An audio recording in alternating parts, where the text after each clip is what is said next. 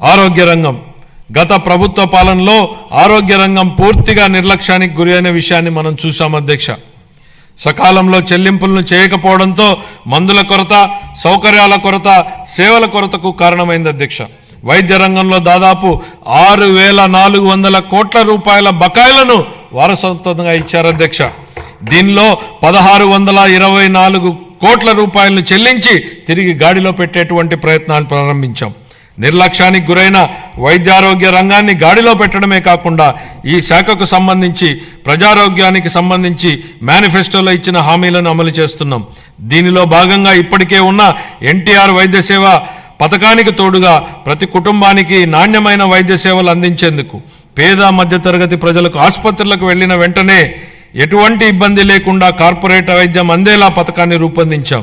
దీనిలో భాగంగా ప్రతి కుటుంబానికి 25 లక్షల రూపాయల ఆరోగ్య బీమా పథకాన్ని అందుబాటులోకి తీసుకొచ్చేందుకు మా ప్రభుత్వం ప్రణాళికలు చేపట్టింది. ఈ ఏడాదిలోనే ఈ పథకాన్ని అమల్లోకి తేనున్నాం. దీంతో పాటు ఆసుపత్రుల్లో మందుల సరఫరా, మెరుగైన వైద్య సేవలు, పారిశుద్ధ్యం వంటివి ఇప్పటికే చేపడుతున్నాం అధ్యక్ష.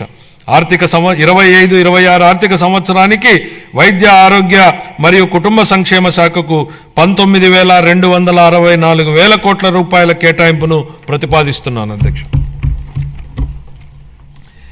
పంచాయతీరాజ్ మరియు గ్రామీణాభివృద్ధి గ్రామాలు శక్తి సంపన్నమై స్వయం సమృద్ధి మరియు సాధికారతలతో తొలతూగకపోతే దేశాభివృద్ధి అసంపూర్తిగానే ఉండిపోతుంది.